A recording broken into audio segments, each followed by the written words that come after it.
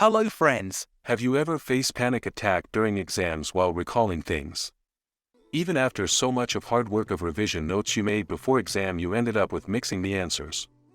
These are the techniques used by the toppers some way or the other to crack the toughest exams. Let's deep dive and hunt.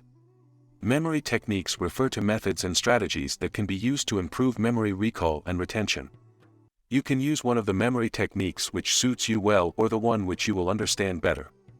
Mnemonics, chunking, visualization, repetition, and the last one is bonus method. So stay tuned and let's start. Mnemonics, this technique uses an initials, phrase, or image to help you remember information. For example, the mnemonic BODMAS is often used to remember the order of operations in mathematics, bracket of, division, multiplication, addition and subtraction. Chunking. Friends, this technique involves breaking down large amounts of information into smaller chunks that are easier to remember. For example, instead of trying to remember a long string of numbers, you can group them into smaller chunks. This is used in remembering phone number real quick. Instead of learning phone number in one go, it is much easier to learn by chunking it in 3 digits. Repetition. Friends, repetition is a classic memory technique that involves repeating information multiple times in order to commit it to memory. For example, repeating a name several times after hearing it for the first time can help you remember it later. I personally don't think it is much dynamic, but for a short period of time it is efficient. Better you write it or take note if you have the exam so soon. This increase your muscle memory and help while writing the answer. Visualization. This technique involves creating mental images to associate with information you want to remember. For example, if you want to remember a shopping list, you could visualize each item on the list in your mind and imagine yourself picking them up from the shelves. Association. This technique involves linking new information to something you already know. For example, you might associate a new vocabulary word with a similar word in your own language, or with an image or a personal experience. For better understanding, pause the video and recall when last time you met an accident. Even if I say to recall you the weather conditions and some previous incidents before the accident, you can easily recall it, because it is associated with the emotion which you call pain or loss. Now it is time for bonus technique. Why we always remember the face of the person but not the name of the person.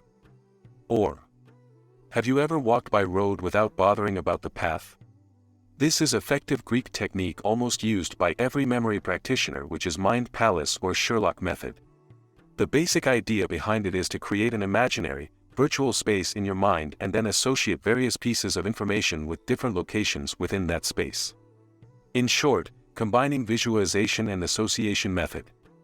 For example, if you wanted to remember a list of items, you might imagine a room in your mind palace and then associate each item with a specific object or location within that room. To recall the information later, you simply visualize the room and retrieve the information associated with each location. Let's say you visualize your own house because it is well known to you, and even if there is no light, you know how many steps it takes to go bathroom. So I give you a list of things. Vegetable, city, utensil, shirt, shop, hospital, color, elephant, dentist, seafood. Step 1. Make an imaginary route of main items and number them. For example, 1 for sofa, 2 for clock, 3 for study table. This map should be well established in your mind even if some random number is called, for example 3, so you are able to answer study table. This is visualization part. Step 2. Association part. Now we have to associate the things we want to remember with the things we visualize in palace. So visualize vegetables are on the sofa. Clock have city background. Big utensils are on study table. Shirt is in the cupboard, and so on. Friends, the more bizarre and funny you visualize and associate, the more it will be easy to remember it. By this method you can easily learn things which are in sequential order. I hope you understand all the methods, and I advise you to choose the best one which is more convenient to you. Share it with the person you know who faced panic attacks during exams while recalling things and ended up by mixing everything in last. hit like for the efforts and subscribe to hunt more.